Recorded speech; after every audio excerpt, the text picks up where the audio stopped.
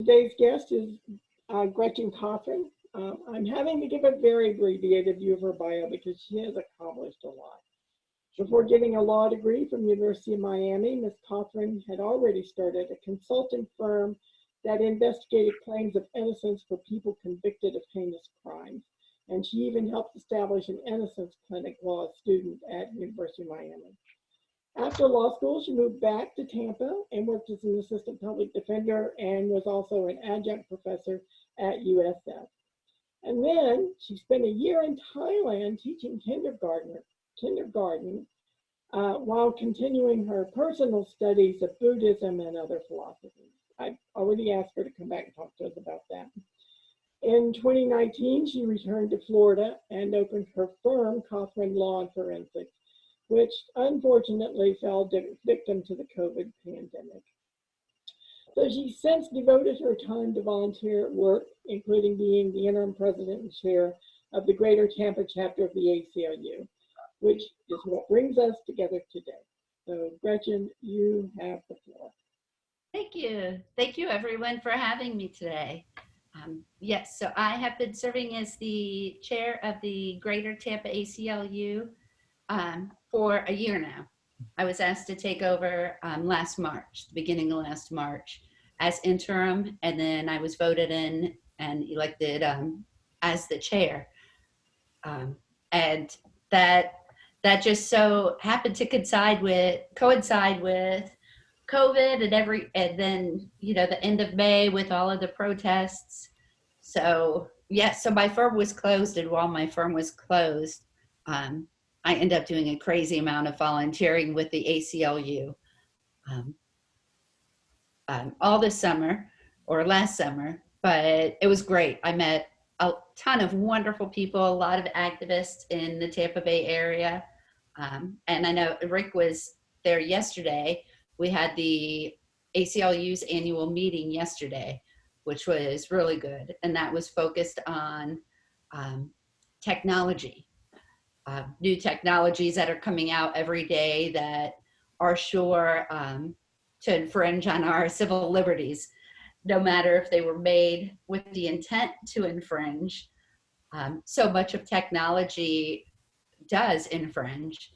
I mean, look, the majority of you are sitting there right now in your homes, in your living room. So if somebody were to hack in, or they could look at your living room and see what books Judy has on the bookcase behind you. So technology can be kind of frightening. But it was a good meeting. And so today I thought for this group, I really didn't have anything set to speak on. So I thought that it would be best, given the nature of Atheists of Florida, would be to discuss issues related to the First and the 14th Amendments. Of course, the First Amendment we know encapsulates freedom of religion and freedom of speech.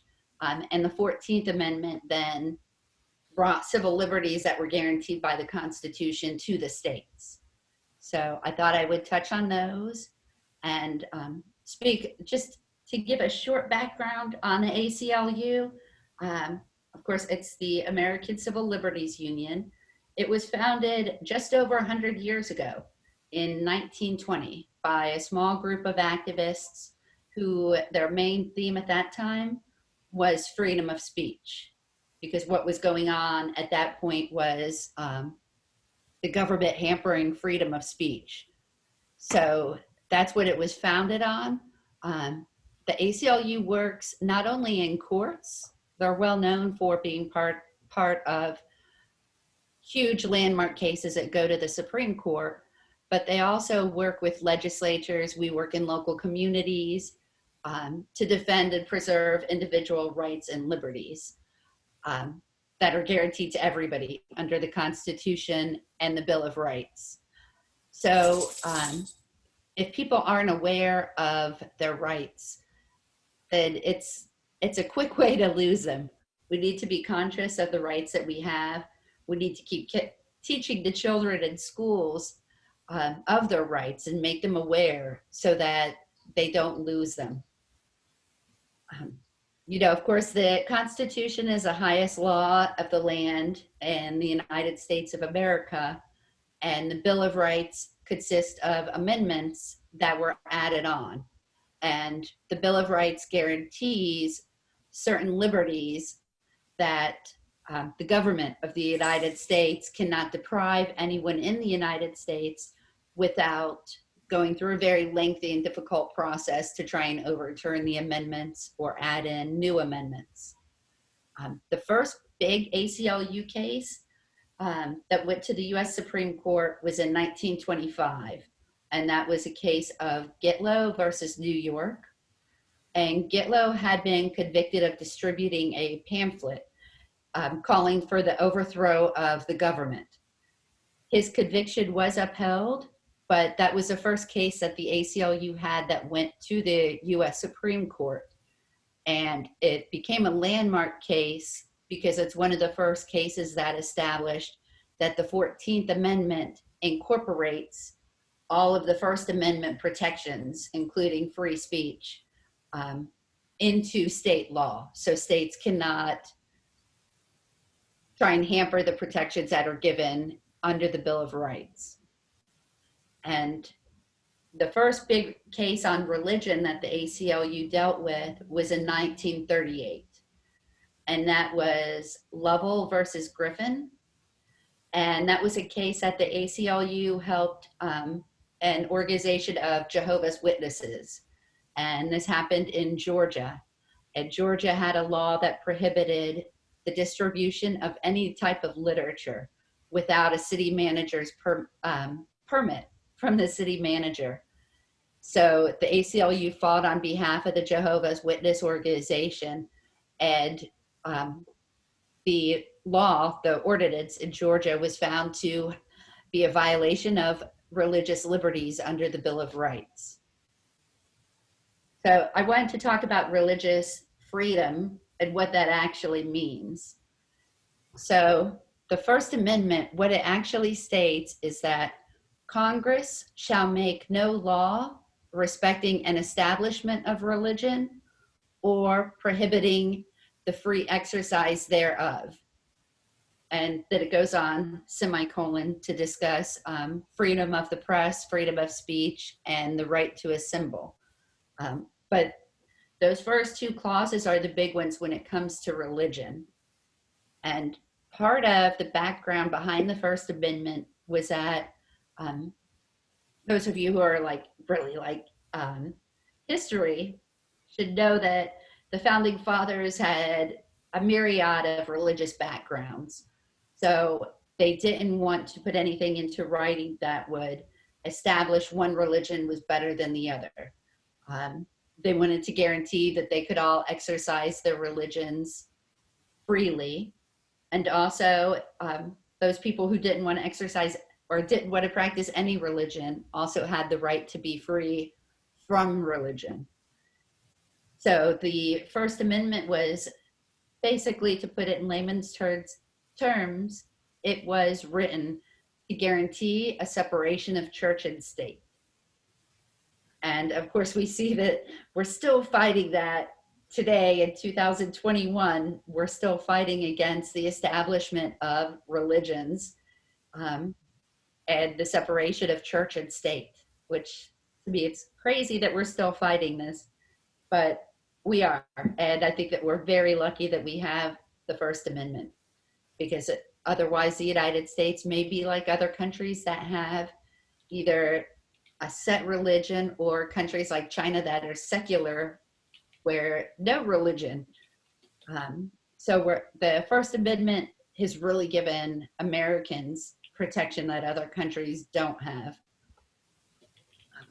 So the two clauses, the religious freedom, the two clauses are complementary to each other, because it does give you the guarantee of religious expression to have a religion, and it guarantees that government can neither prefer one religion over another, which we do see happening still to this day with the Muslim bans and we saw a lot through the last 4 years with the push for Christianity, the push for Christianity in schools and government. We're still seeing that. So the Establishment Clause, that is supposed to prohibit the government from encouraging or promoting any religion over another one. And that means basically the government can't give financial support to any religion, or they're not supposed to. And we see that a lot more recent years having to do with like charter schooling in Florida, where there have been a lot of arguments with the school vouchers. Does the school voucher system violate the Establishment Clause in by if taxpayers' money is being handed as a voucher, if that child's family takes that voucher and goes to a religious institution, does that violate the Establishment Clause? And yes, in my opinion, and I believe in the writings of the Constitution, as well as cases that we've seen over the last 100 years just through the ACLU, that it would definitely violate the Establishment Clause. No taxpayers' money should be going to promote any religion, and that includes religion in schools. So that's the Establishment Clause. Then the Free Exercise Clause is what gives us the right to either worship or to not worship, as you choose, and that the government cannot penalize anyone for either religious beliefs or the lack thereof religious beliefs. And that we do fight on a constant basis, because we do, I believe the last estimate I read when I was doing research for today, there are over, I think it was over 3,500 different named religious beliefs systems in the United States. And that goes anything from, they would put atheist in that category, even though, you know, I would argue, and I'm pretty sure all of you would argue, that's not a religion. They do put Buddhism under there, although as someone who studies Buddhism, I would argue that that's not a religion. But with 3,500, they're not supposed to prefer one religion over the other in U.S. government. And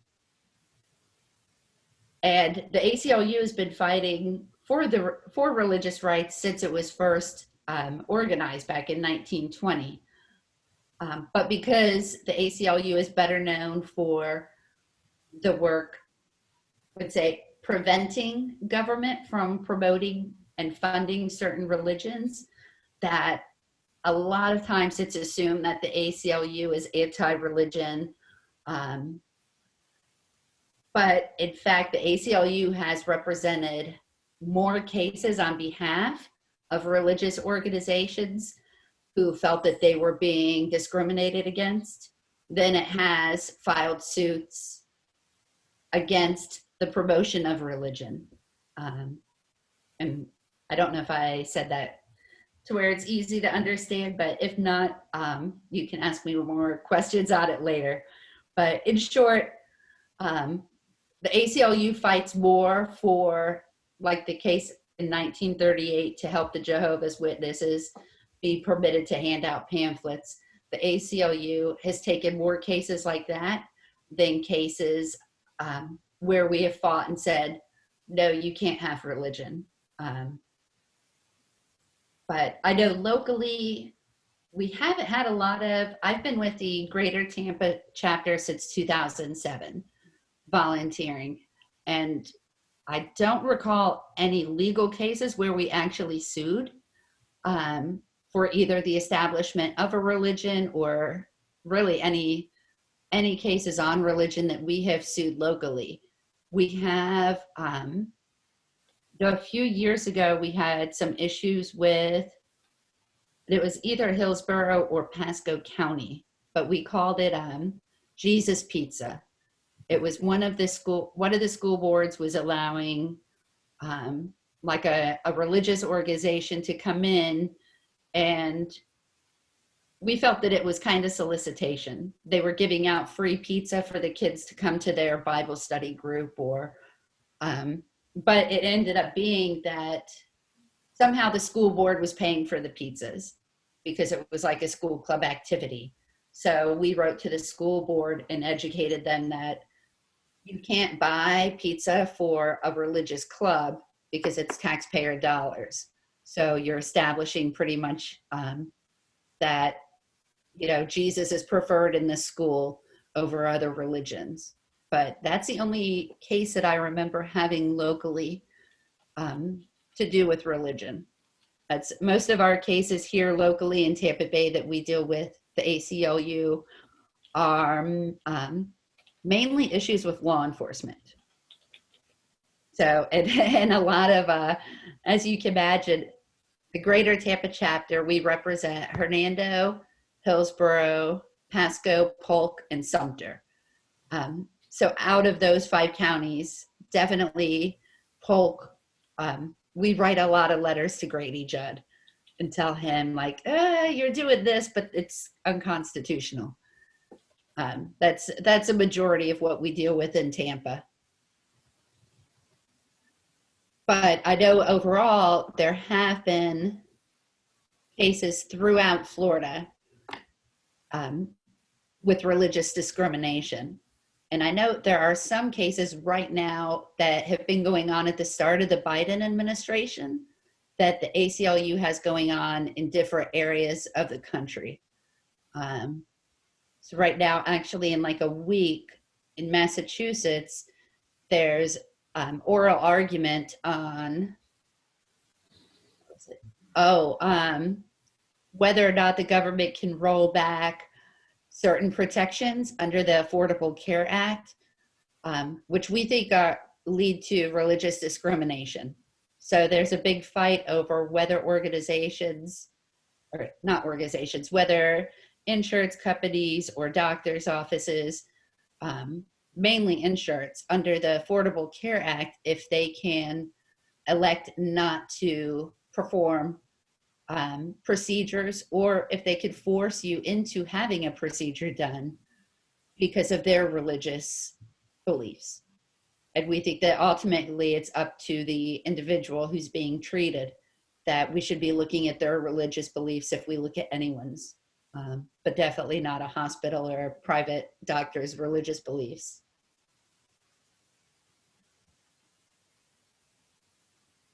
Also, there's a case also in the U.S. Court of Appeals for the Seventh Circuit that's similar. That's also under the ACA, if there can be that what they're calling like a religious exemption.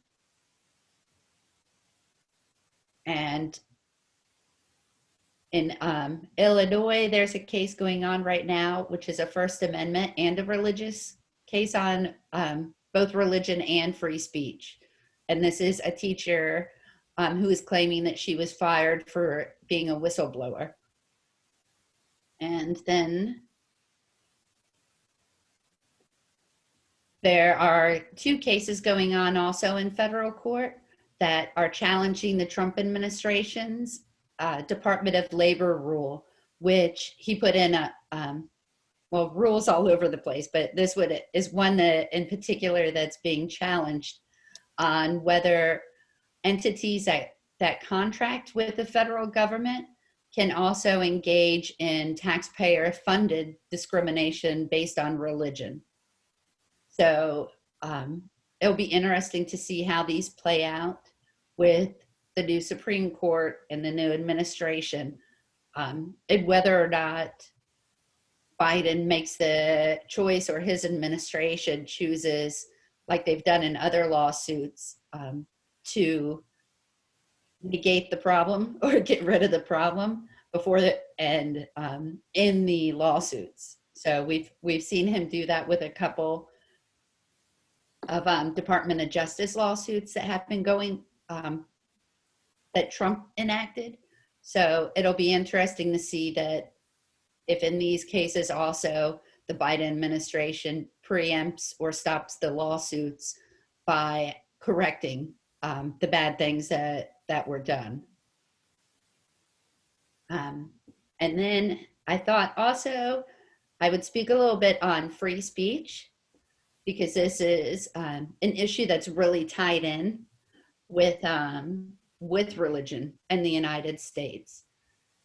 So I thought I would touch on one of our most controversial cases that the ACLU has had, because this is a case that I get asked probably anytime that I'm interviewed for something since this past summer. So this summer, our organization sent out legal observers pretty much to any protest group that would ask us. We did say no on a couple of occasions, but it was the time and place.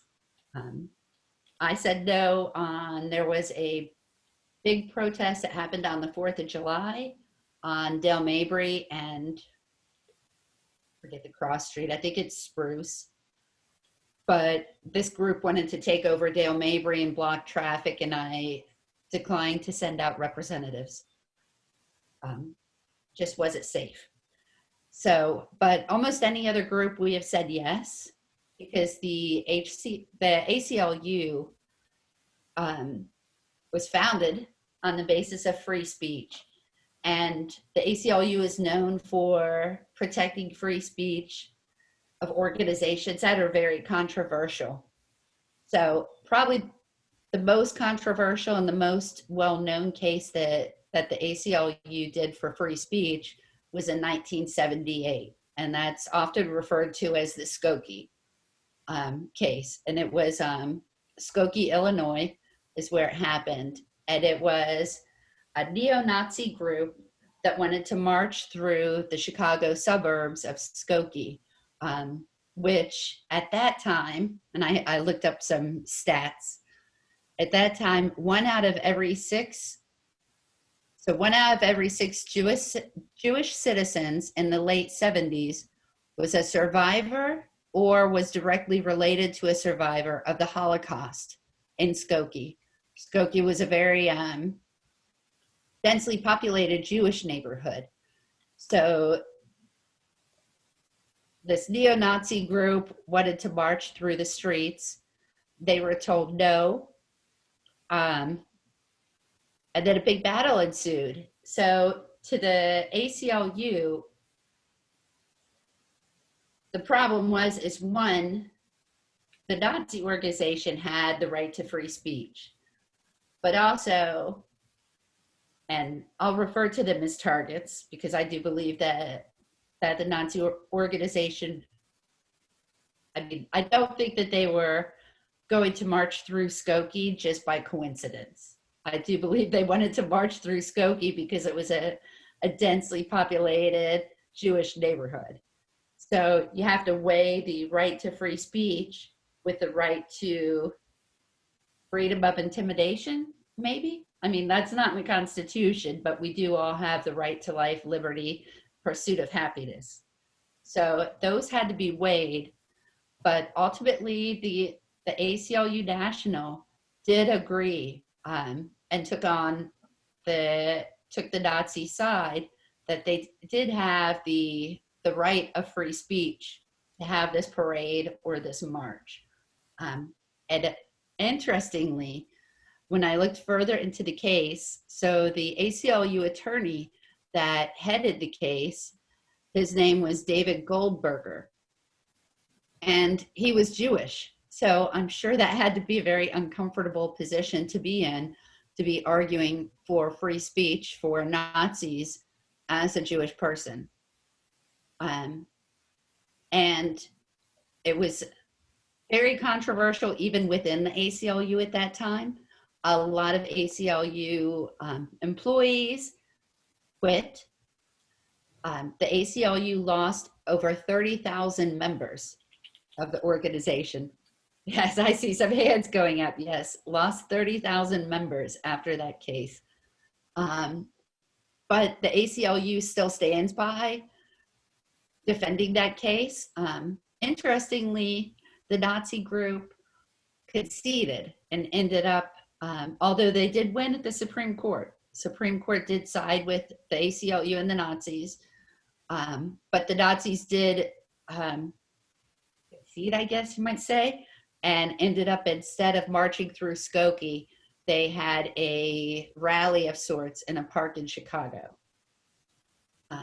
But the ACLU likes to use this case to show that they have an unwavering commitment to the principle of free speech.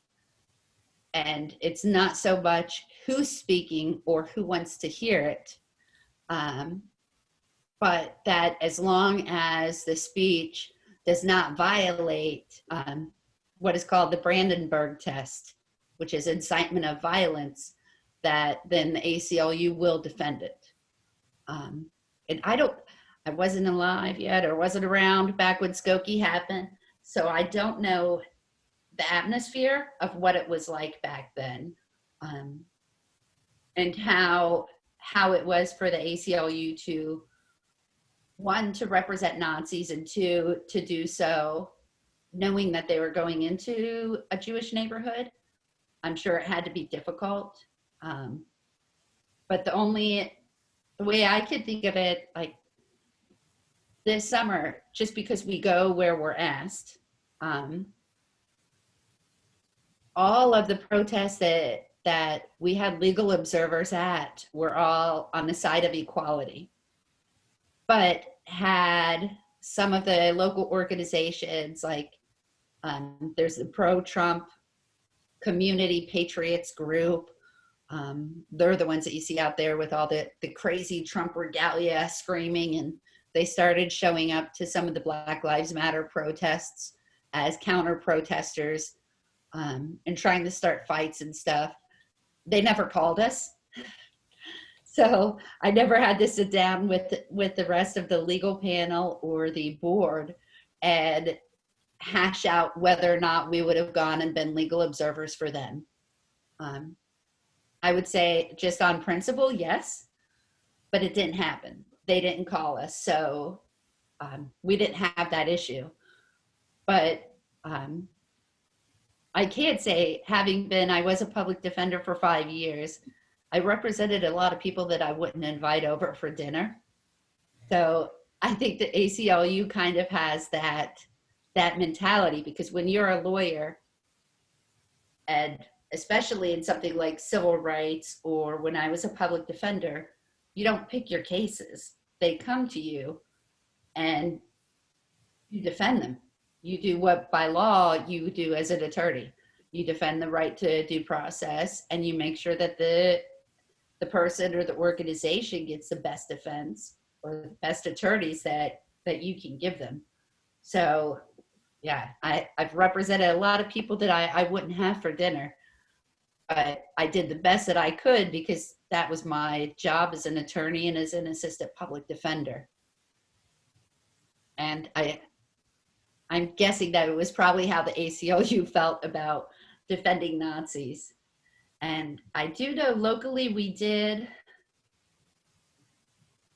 it had to be the early 2000s, because it was before I joined the legal panel in 2007. It was before then, but not that far. But I'm thinking of the Marion Lambert, who had the Confederate flag off of 75 and I-4. And the ACLU, the local ACLU, didn't represent him, but they did, when asked, they did explain free speech and that he did have the right to fly the flag on private property. And that was his right. So I know that the local group, when I first started, I remember people talking about how there had been a backlash over that. But the local group had said, it's his private land, and it might be obnoxious. People might not like to look at it, but everybody has a right to free speech. And, it doesn't matter whether or not we like it. Okay, so I wanted to talk quickly about the Brandenburg case.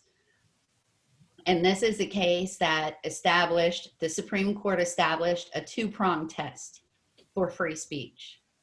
And the case is actually Brandenburg versus Ohio. and it was from 1969 in the Supreme Court. And the two-prong test is how to lose your right to free speech. So for a subject to not be free speech, first, the speech has to be directed to inciting or producing imminent lawless action. And secondly, the speech has to be likely to incite or produce such action. So the Brandenburg test, the case, Brandenburg versus Ohio, what it was about was a KKK leader who was set to give a speech at a rally to his fellow Klansmen. And I don't want to read everything he was saying, but he listed a bunch of racial slurs. And then he said that it was possible that there might have to be some, and excuse my incorrect grammar, revengeance taken. There needed to be revengeance taken. And so the Brandenburg case said, well, okay, if you're trying to incite, that's where it stops. We know the old adage, you can't shout fire in an opera house or a theater.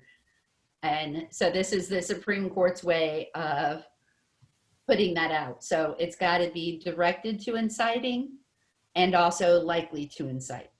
And if those two prongs are met, then it's not free speech. And then, so the 14th Amendment, I just wanted to touch on that.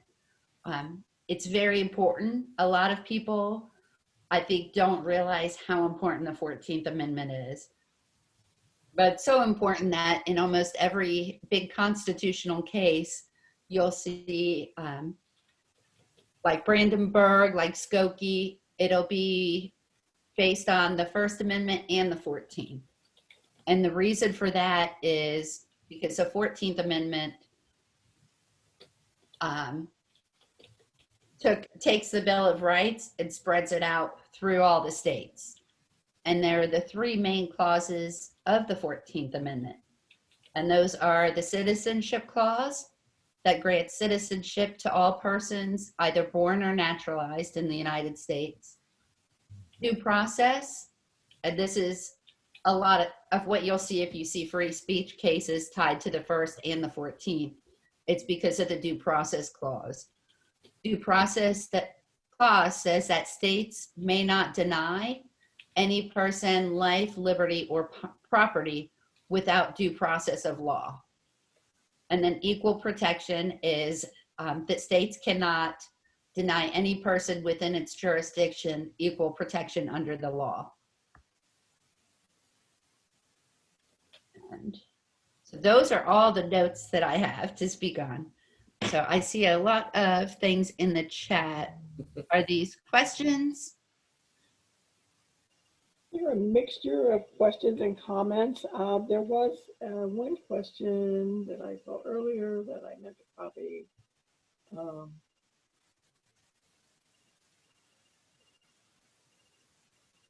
Yeah, I can't find it. But Yes, I I see think someone. that Gary has his hand up. Yeah, Gary has his hand up, so we'll take his question while I look for that. Go ahead, Gary. Hey, thank you. And is it fair in casual conversation without being deep with anyone, when somebody makes a comment about the ACLU, is it fair to be descriptive in a way to say, look, they're really strict constructionists. They really want what the documents say. End of story. They do. Yes, I think that's fair. And I think a lot of when people ask ACLU, I say, yes, we're textual. We are strict constructionists. And also it's nonpartisan. Like right now, you know, with us being at the Black Lives Matter protest this summer, we're getting flack from people on the right saying, well, you were there, but you weren't at the Trump rallies. But really, it's just because they didn't ask us. We're nonpartisan. The ACLU is just their goal is to defend the Bill of Rights. That's it. So regardless of politics, regardless of whether or not they like you, will represent you if the government is infringing on any right that's guaranteed in the Bill of Rights. Thank you, Gary and Gretchen. I did find the question in the chat, which was, are there any links to summary of these cases to watch? There is, I've got it on my iPad. There is, I could send that to you, Judy, Okay. and send it. I do have a link on the ACLU National has a cool link. They have a couple different areas that you can go to on the website. One is like the 100 most important ACLU cases.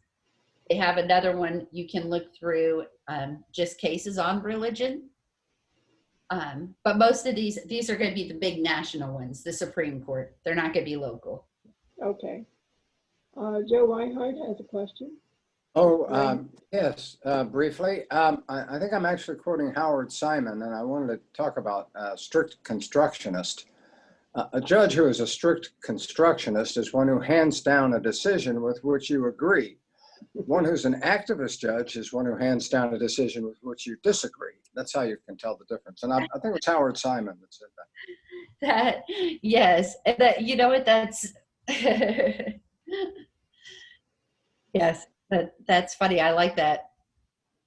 Thank you, Mr. Reinhardt. Mr. Peterson, you have a question? Joe has a million of them. I'll add one myself. I have a less subtle question, and that is a strict interpretation of the Constitution compatible with a dynamic nature of our ever-expanding rights?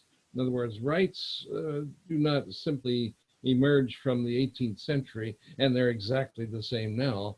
It seems to me that as we make new discoveries, as society changes, and as the legal and political and cultural circumstances change, that we have ever more rights. And it seems doubtful to me that we can continue making the same interpretations fit. What do you think about this? I agree with you as an attorney. Yeah. Yes. So I would say the ACLU standpoint is probably that they go by the strict language of the Bill of Rights, because the Bill of Rights is, it puts limitations on government and not people. So I think that you can use the strict language of the Bill of Rights, but also at the same time expand what that means. So what does the freedom of religion mean, or freedom from religion? Because there's, you know, ever evolving religions.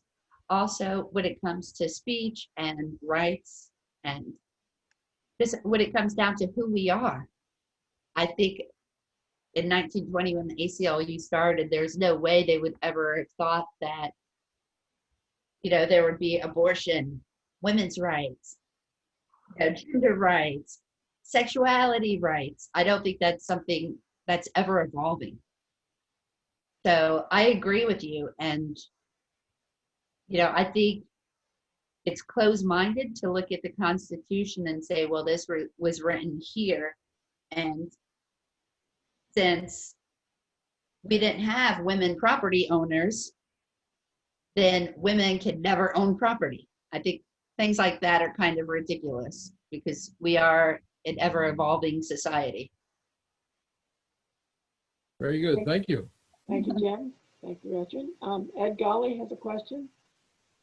Fellow was giving a talk about the ACLU once, and he said that the first case that ever reached the Supreme Court that involved the civil liberties of an individual was in the 1930s. I think he said 1936. Was that the Jehovah's Witness case you referred to?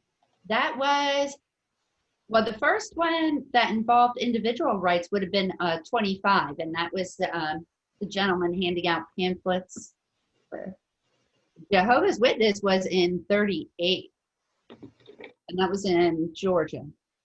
But yeah, the 1925 Gitlow v. New York was the first big ACLU case. Well, he didn't necessarily say it was an ACLU case. He said it was a case that represented the civil rights of an individual, because prior to that, obviously, the Constitution defined individual civil liberties, but they were widely ignored. In other words, you can't be a slave if you have civil liberties. You can't be a woman if you have civil liberties. You can't be a child working in a sweatshop if you have civil liberties. You can't be a native Indian being massacred if you have civil liberties. So the country took, what, 175 years to begin to understand its own Constitution. And I just wonder if you know the case that really started to trigger the concept that individuals actually have civil liberties, and it's not just limited to whatever corporations or the rich. Yes. Well, I know I had 1925 was the Gitlow case, but I know. Can you tell us about that again? The Gitlow case? So that was a man who was convicted for handing out pamphlets that were for the overthrow of the government. Okay. So that was free speech. So maybe, and I forget who you said that you were talking to. So maybe the person who was like speaking on something different. Okay. Having a little trouble hearing you, Ed, so that may be why she's not remembering who you said. Because I couldn't hear who you said either. Yeah, it was a bit mumbled. But thank you. Andrea, you have a question? Yes. Trump has been banned from Twitter permanently. What does the ACLU say about that? Well, the ACLU wouldn't. I don't think they've actually released anything. It's not a case that the ACLU would take, because the ACLU. Well, how do you personally feel about that then? Personally, well, it wouldn't be an ACLU case because it's a private company, not the government. Personally, while I'm not sad to see him gone, personally, I'm not sad about because even though I didn't follow him, I'm on Twitter and just seeing like all the news and everybody on Twitter like repeating what he said. I'm not sad that he's gone, but I do worry about the consequences of these giant monopolies. And I'm thinking about the net neutrality rule, where Comcast, I think it was Comcast, got in trouble because they were slowing down broadband for people that they didn't like, or websites who pay them more, they'll get faster broadband so the websites will work better. I worry about the monopolies like that. So with Twitter and Facebook being such big companies now, and Google and Amazon, I think I was reading recently, I'm drawing a blank on the name of Parler, the Parler app. So when Google, I think it was Google and Amazon, and Apple all took Parler out of the app stores. And I think, but whatever they did, these giant companies, by censoring Parler's speech, they pretty much put it out of business. Because without access to those giant monopolies, I mean, how are you going to run an internet business? You're not. So I do worry about having giant monopolies controlling our internet traffic, what we can say, what we can do. Yes, me too. Thank you, Andrea. I was wondering about some of the current legislation in the Florida session this time, particularly about the civics education. Have you looked at that bill at all? I have not looked at the civics one. I've been researching the HB1 because of the implications on free speech. But I have not, if you want to tell me about the civics, I'd like to know more about it. Yeah, it's been a while since I looked at it. And what about the parental rights bill that's in the Florida session? Is that the parental rights with abortion or? Everything that gives that nobody can do anything to a child or for a child without the parent's written permission, except in very limited circumstances. Yeah, it's frightening. It's the amount of control that they want with children is frightening. I actually personally outside because I just volunteer with the ACLU. I don't actually work for them. I also volunteer with the Tampa Bay Abortion Fund. I'm one of the attorneys that young people could reach out to if they need an abortion and they can't talk to their parents. I will walk them through the waiver system, through the judicial process. So I'm a strong believer. I've had an abortion myself when I was in my early 20s. I don't regret it. If I had that child, I would be, chained by child to this guy who I think he's on like his fourth divorce now. So, and it gave me the opportunity to finish school, go to law school, and now I own my own company. So I'm a big defender in women's rights to be able to have control over our own bodies and our own destinies. Yeah. Andrea has another question for you. Andrea? I'm going to draw a parallel here. The Second Amendment states that you can have a gun. Everybody should have a gun. And I think what they even interpret is if you wanted to walk down the street with a machine gun, that's okay. They go a little bit too far. Don't you think the First Amendment does the same thing, like going too far where suddenly it's, it's just overdoing it? No, I think that people take the interpretations out to the extremes and try and push them. Like with the Second Amendment is pretty close because you have the right to bear arms, but as part of a well-formed militia, not, some Yahoo walking down the street with an assault rifle. But people like to push it to the extremes. The same with free speech. The ACLU National was involved in Charlottesville at the beginning. And if I remember correctly, it had something to do with whether or not the county was going to let the people march. At ACLU said, well, you kind of have to. Remember Skokie. But now, hindsight's 2020, now looking back. And I wonder also in, after 2020 and with the atmosphere that we're currently living in, if Marion Lambert came to the Greater Tampa ACLU today asking for help with his giant Confederate flag, I don't know that the board would be, the ears would be as big and people would want to jump in and say, well, no, we'll help defend you. Because we're all learning and we're all evolving. Oh. If I could clarify something with that, I'm sorry, Andrea, were you through? She made it, I guess she went. I'm here.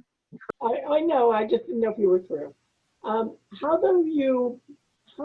Where's the line between free speech and hate speech and violent speech, violent provoking speech? I could tell you, well, there's a Brandenburg test that, on inciting violence, but yeah, I think it's a fine line. So legally, in Florida, we have assault and battery. It's different than it is up north. In Florida, assault is a threat. So the difference between free speech, free speech and assault is whether or not the person, the character who's speaking, has the ability to actually carry out what they're saying. So, I'm going to use Rick because I've known Rick for years. So if I say, oh, I want to go bash Rick's head in, that's free speech.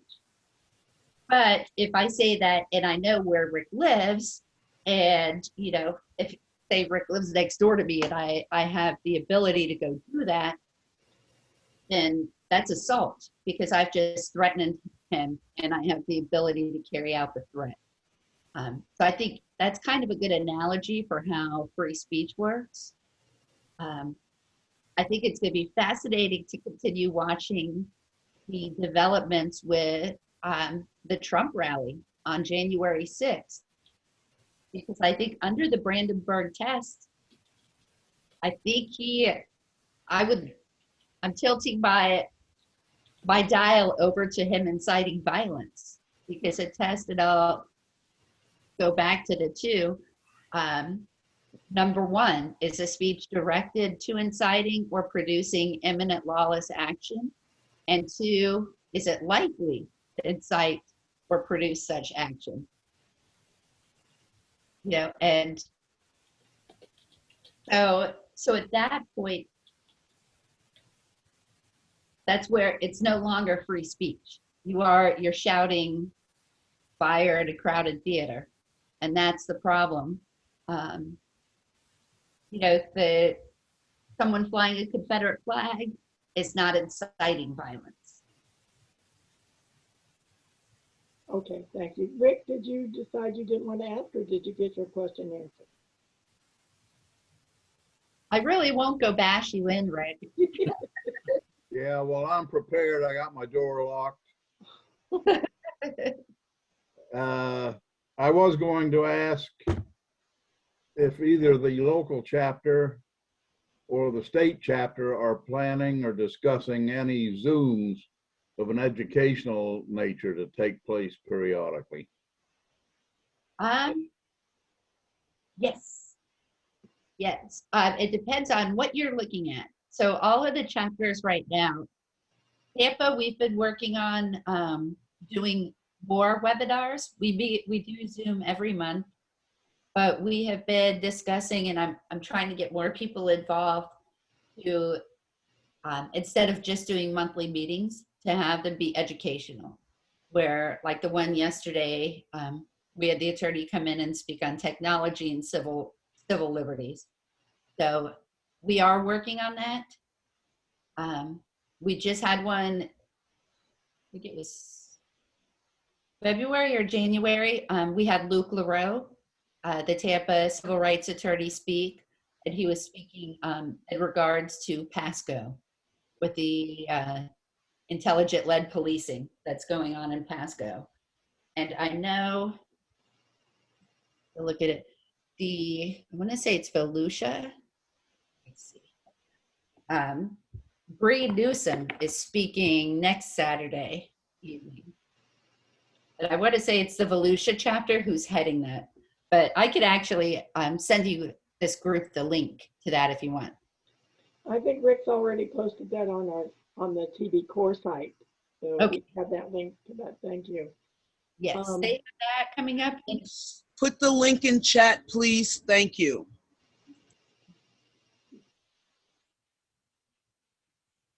Okay, Rick, do you have that link? Because I can find it. I'll get it now. Thank you, Rick. My pleasure. So It'll take me a couple of minutes. Thank you so much. That's very kind. Thank you. I thank you, Pam, for asking. I assume that's Pam. I have the event link. I'll put it in. It's okay, great. It's next. It's the 20th at 6:30. So I have a few more questions in terms of healthcare, and you're talking about being able to get healthcare. When we know that the Catholic Church has great control over healthcare, especially in Tampa Bay area and in other areas of the state, and if it's not the Catholic Church, it's the Seventh-day Adventist Church. And they have very specific things that they will not treat people for or allow that to go on. And they control much of daycare and much of the healthcare systems in this state. Is there any action that can be taken to stop them? How do we get them out of control of our healthcare? That's what I want to know. That's a good question. That I don't know. I don't know. I'm not in the loop with the healthcare side. I mainly do criminal justice and feminist type stuff. Right. Okay. Okay. I do more about healthcare, but unfortunately I don't. And I don't know. I know that healthcare for all is one of the top priorities for the ACLU. But I don't know exactly what they're doing with that. I'm not on that committee. Okay. Could you tell us a little bit about that, the thing in Pasco, which I just completely forgot the name of, about the policing? Yes, it's kind of like Minority Report. Right, that's what I gathered. Yes, yes. So they say that they have algorithms figured out, and they're trying to predict not what you've done, but what you may do in the future. So what they've been doing is people who have been arrested, once they get out of jail, the Pasco Sheriff's Office harasses them to death. And I've heard it, people tell me that they have heard that the end result the Pasco wants is to get anyone who's been convicted of a crime out of Pasco County.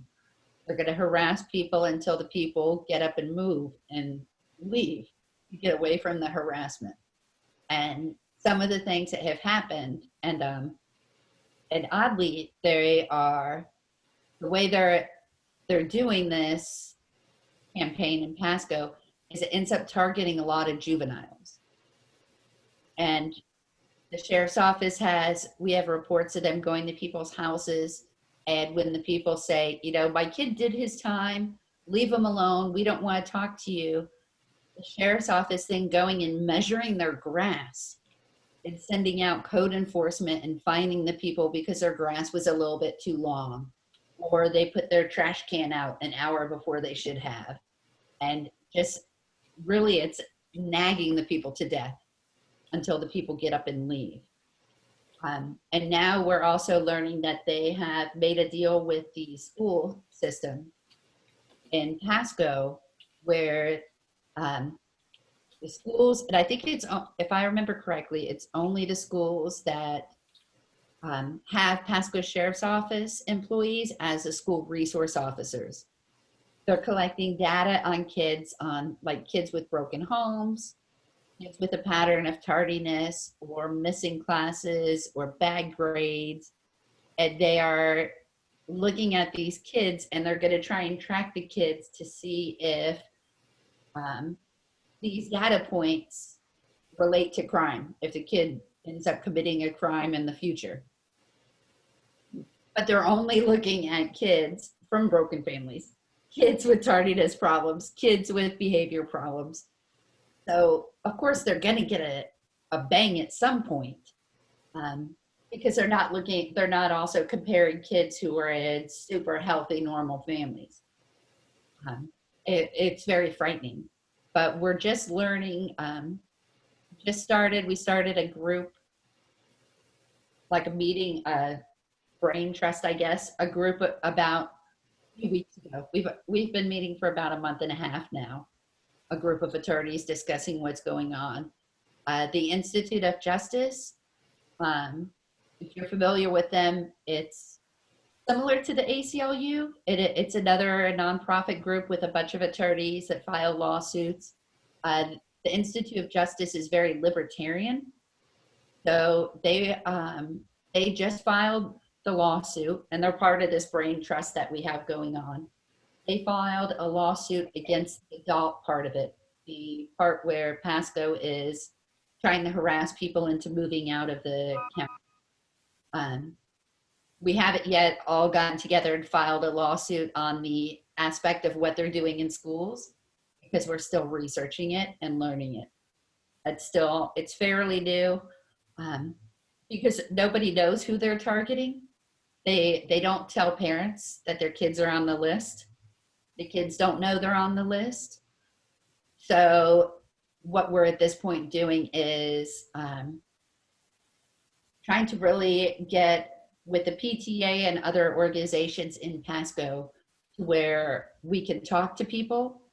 And then once we find out if we have a group of kids that we know that are on the list, what they're doing with that information and that, but it's very new still. Is Pasco County the only county in Florida doing that? I can't believe Grady Judd hasn't done this. I know. Yes. So Pasco is the one that has started it.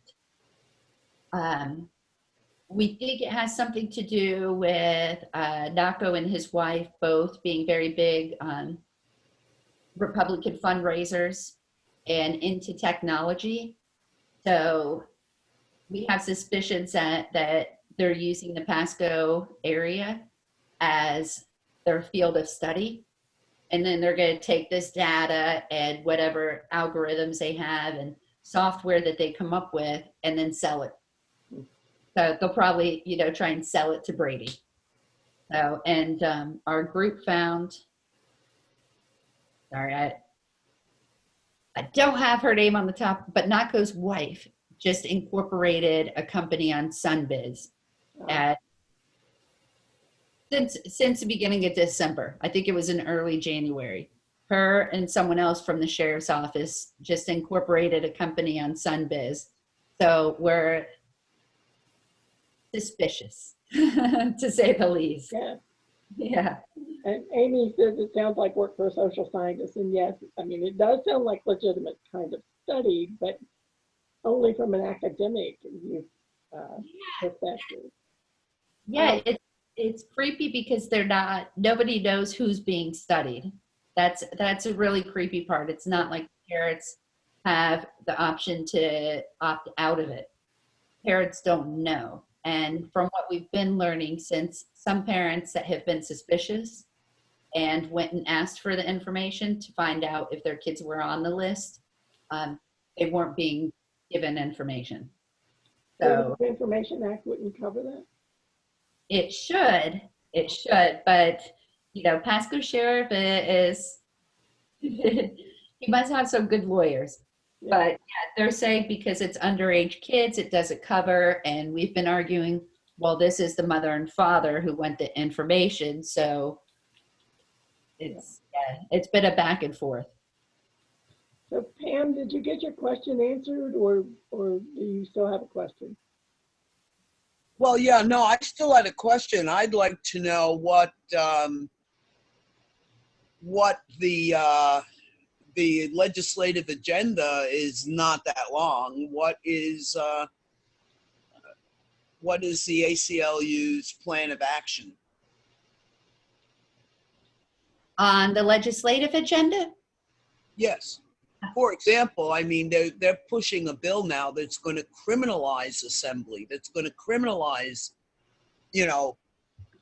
the right to peaceably assemble and petition the government with your grievances. They're going to criminalize that behavior.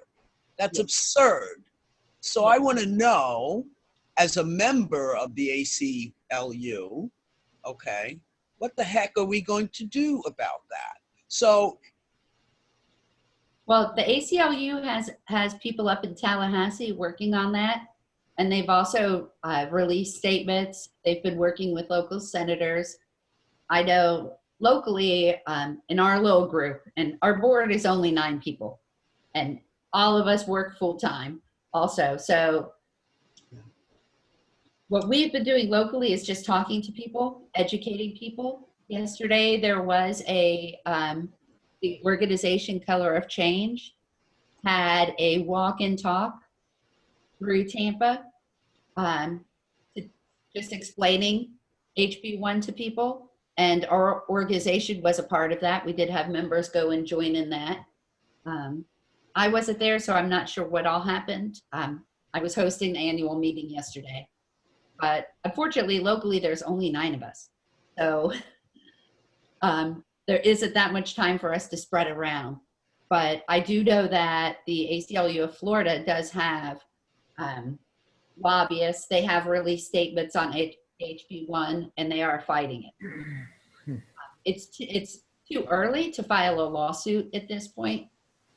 They can't do that until it becomes law. But right now, I know it's a lot of education and awareness.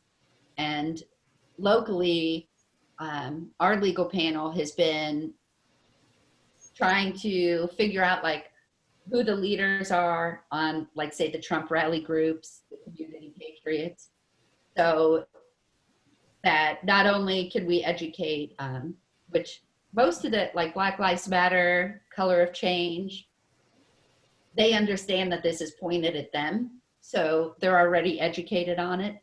But now locally, what we want to do is to go to these other groups and say, we know you think that this isn't going to affect you because DeSantis is trying to shut up people of color, but do you realize that, you know, you all could be arrested for standing on Bayshore with your Trump flags if some, you know, Antifa guy wants to put on a MAGA hat and come and start trouble. You guys are all going to be grouped up in that trouble.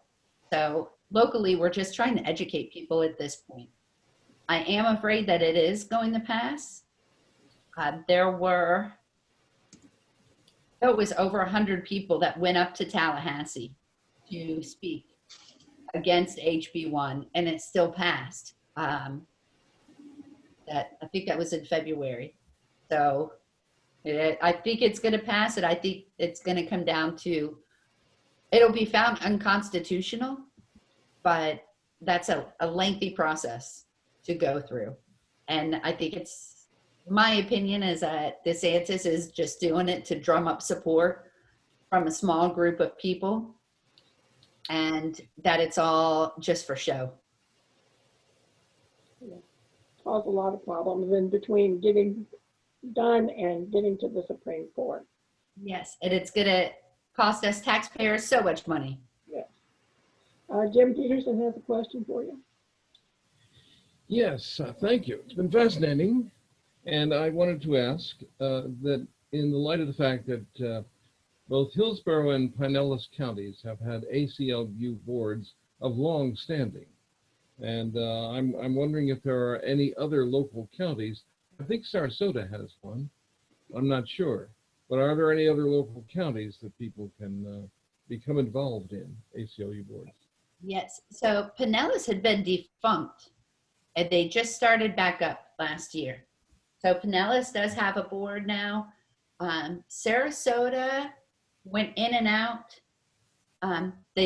Technically they have a board, but right now it consists of the president and I think one other person, because they got in a big tiff down there and everybody quit except one person, and then one of his friends joined. So I think they're building it back up. And Pinellas had been defunct for a couple of years. And I don't know what happened with Pinellas, but I do know they've been coming to the chapter president Zoom meetings. So they are active again. Good. And if you want to email us and ask about other counties, I can look up their contact info. Okay, that would be great. If you could send that to me, I can post it on our website. Okay, great. Amy has a question. Jim, I'm sorry, did you get through? Yeah, that's fine. Thank you very much. Okay. Amy has a question for you. Yeah. I was just about to get to the point that you made about all the wasted taxpayer money going to fight an unconstitutional bill once it's passed. I mean, is there any kind of strategy out there where, and it may not be the ACLU, it may be somebody else that will do a mail campaign, whatever, saying, look, it's unconstitutional, here's A, B, C, D, go ahead and pass it, and then you're going to be guilty of, clogging the courts up with this case, so please don't do it. I mean, I've heard of situations where, who was it? The Satanic Temple just writes a letter and it incites enough fear that they say, okay, no more convocations, no more invocations or whatever. We won't have prayer anymore or whatever. They just, run from that. Is there anything going on to do some kind of, Yes. don't do it? Yes, there is, Amy. Yes, there is. I just posted a link to the Broward the Broward Progressives. They're doing mail campaigns, write-ins, and they are all over the current Florida legislative session. Very good. So they're having, And I might add that Atheists of Florida also does that. We have a site where we post all the bills of which we have an interest, and we send out action alerts on things that need to be addressed and calling legislators. And Gretchen, I will give you an opportunity to answer that question. Yes. So ACLU does do that. They have the ACLU of Florida does have a website, and they have been, I know I get tons of emails from them, including on HB1. And yeah, there are, I want to say at least 20 different ACLU chapters around the state. So everybody's working on things separately and together. And then there's the ACLU, which is the actual ACLU of Florida affiliate, and they do separate things. So wow. the part that I'm on is just the Greater Tampa chapter. But even locally here in Tampa, we have our state attorney wrote a letter that I know it was published in a few papers, and I can send that out. He also emailed that to me, but he wrote a letter as a prosecutor to DeSantis explaining why the bill is bad from a prosecutor's standpoint point of view. So there's that. And yeah, the ACLU has mailers that go out and emails. And I know they did have a number of people that were in Tallahassee at the last opportunity for people to speak in public. That's great. Because I would just assume, a letterhead with ACLU on it would probably make a few people take notice, and Thank you, possibly. Amy. Did that answer your question? Sorry. Yeah, thanks. Yeah. Jim Young has a question. My question is, when you, the ACLU lawyers, pursue a case on behalf of a party who has been injured by way of their denial of constitutional protected rights, does the ACLU ever collect fees or damages and to help fund the ACLU? Because what I'm really getting at is here, how does the ACLU stay in business? If you file all these cases and you're never getting anything out of them, it would seem to me if you have to function only on donations, you would be bankrupt all the time. So my question is, where in the hell do you get the money to do your job? Well, I can only speak from the Greater Tampa chapter. That's my knowledge base. We have gotten attorney's fees on cases that we have sued from the ACLU. But I will tell you also that we are all volunteers. There is one staff attorney in Tampa. All of us on the legal panel, the 9 of us on the board, we're all volunteers. And when we get cases, the case that we had most recently, which was actually in Hillsborough, it was freedom of speech. We represented a woman who was shut down at a county commission meeting by one of the commissioners. She wasn't allowed to speak. So what we did is we all go out and we say, okay, so who can help us? Who has the money that they can put the money up front and take this case? In that case, we got Luke LaRoe, who's a well-known civil rights attorney in the Tampa area, and he took her case and helped out. So, and we'll get a small amount of the attorney's fees from that.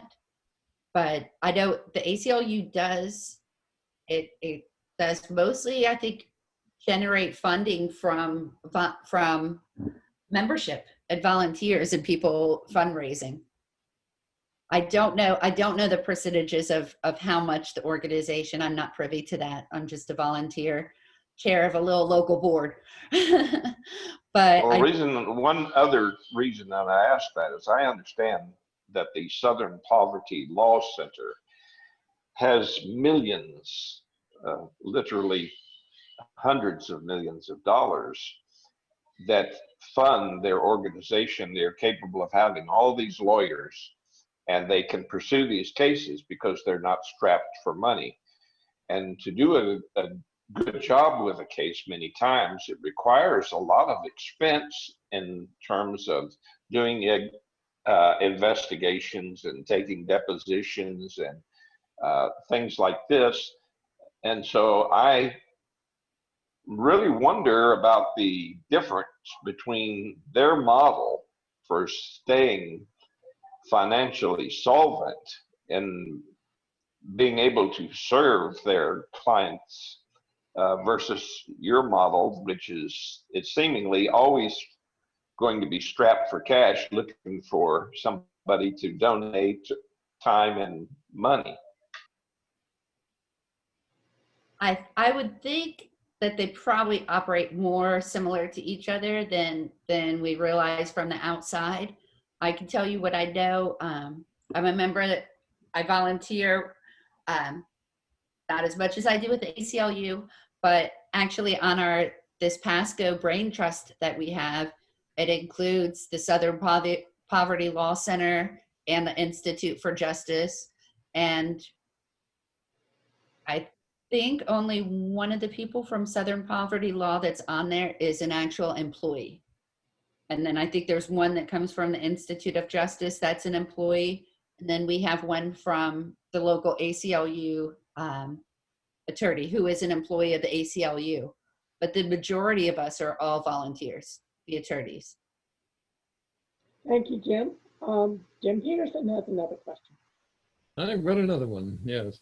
I wanted to know your opinion about how is recruiting going for members, because we are living in a time when a lot of social organizations are experiencing tremendous losses because, well, in part because of the virus situation, but also because there just doesn't seem to be the same level of civic and social participation. I was a member of the Pinellas County Board for about 16 years, and we were pretty active for a long time, but we never did enough recruiting. And as a consequence, as the older members left, one way or the other, it became difficult to do the jobs we used to do and participate in those activities that people expected. So we drifted farther and farther away from the public eye, and we suffered for it. So what do you think of the situation currently? Is there reason for optimism, or should we be more concerned? Both. I have had the same concerns as chair as what you speak of in Pinellas, because our board, the majority of us have been on the board. I've been on since 2007. And as chair, I was like, we need to get some young blood. And so that the 2020 was a double-edged sword, because we weren't able to meet in person. The ACLU still right now has a moratorium on in-person events because of COVID. So when we were going out over the summer as legal observers, we were going out having signed a waiver that said, I am going not as a member of the ACLU, but on my own accord. So I will not hold the ACLU liable if I catch COVID and get sick.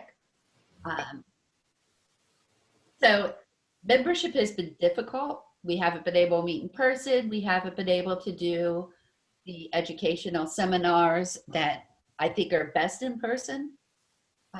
But at the same time, we've been collaborating with a lot of organizations that I hadn't even heard of before. Like locally, we've got, Black Lives Matter, Color of Change, League of Women Voters, and we're all starting to get together. And I've been recruiting, and I know the rest of my board have been recruiting these young activists that say, hey, come and join the ACLU. You're great at organizing, at doing this, and we need younger people. So we did, yesterday we got four members on the board. One was getting reelected to the board. The other three are all like under the age of 30 and activists out in the community. I think one's in Pasco and 3 are in Hillsborough. So I'm glad to be getting new blood because, like you said, I feel like our board is kind of like that. 3 of my board were out over the last couple months for health problems, and and we're all getting up there, and yeah, I mean, the ACLU has been doing pretty well, I think, because the name is so well known, and all the things that had been going on the last couple years. So since the election in 2016, our Greater Tampa membership list, we're up to over 4,000 members now in our 5 counties. Good. We had less than 1,000 for years and years. But yeah, as of yesterday's meeting, when I got the membership list for everybody, we have over 4,000 people who are technically paying members of the ACLU in our 5 counties. That's great. That's good. But we had 30 show up to the annual meeting. Of course, it's on a beautiful spring afternoon in March, but yeah, so it's getting the involvement. I'm worried because I do know that those of us who sit on the board who have been very active, we're all getting burnout. Yeah. People, it seems, would rather give up their checks than give up their time. Yes, yes. And I do think I see, and I think that some people are starting to get, it's almost like a burnout. Because I would see the same people at every demonstration, every protest over the summer, fall, and now they're, now almost all of us, we've moved to webinars. But, yesterday was the ACLU meeting in the morning. Then there was the HB1 walk around in the afternoon, and you see like the same group of people. Yeah, we know that syndrome very well. Yes. Thank you, Jim. Did that. But and that's part of why I had been trying so hard over the last year to recruit more young people in, because those, we can't be the future of these organizations. We need the young people to step in. They've got the energy, Yeah. Jim Young has the last question, since it's almost time for us to close off. Well, I hate to be a party pooper at the last minute. However, Gretchen, I must confess that what I hear is that the ACLU is burning out, literally. Because from what I've heard from you, you've had chapters go defunct. You have very few people who are volunteers. You don't really have the money to hire attorneys and take all the cases of civil rights violations, because we know there are tons of them out there, and you must be declining them. I mean, we haven't said that, but I'm assuming that you just don't have the resources to take on the cases. And I see, in contrast to that, an organization like the Southern Poverty Law Center, which has its issues now with sex scandals, but nevertheless, they have dozens, probably 50 or more attorneys on staff actively working cases. They have millions of dollars in the bank, and they're funded well. Why should anyone support the ACLU and Southern Poverty Law Center? I mean, that's kind of a good last question. You're dying. I don't think we're dying. I think that, that there was infighting in Sarasota. That's why that board fizzled out. I don't know what happened in Pinellas. Pinellas didn't have a board for a long time that I remember, and I don't know why. I don't know what happened. But no, I don't think the ACLU as an organization is strong. But again, and I have to really emphasize this, I don't work for the ACLU. I'm not an employee. I'm not privy to their finances. I am sitting as chair on a volunteer board. I'm a volunteer, and it's the Greater Tampa board. I can tell you my experiences from Tampa, but as a whole, I mean, I don't know how many employees the ACLU has, but I'm sure it's on par with Southern Poverty. I donate to both. If Southern Poverty Law Center had a Tampa chapter, I probably would have applied there for a job, but they don't. I think they now have an office in Miami. But I went to law school in Miami, and they didn't have an office in Miami for me to intern in when I was in law school, because I probably would have. But no, I don't think the ACLU is dying out. So My apologies for the negative opinion. You've made a wonderful presentation today, and I want to thank you for that presentation. yeah, and I don't take it as a negative opinion. It's just, I don't know. I'm sure the ACLU has hundreds of attorneys on staff. Just Tampa is not. Tampa has one staff attorney. We have one person who is an organizer and one person who is in policy. So that's just that's new. Previously, the ACLU only had Miami with actual employees. So Tampa has always operated as a board of all volunteers. And we haven't had any problems with getting,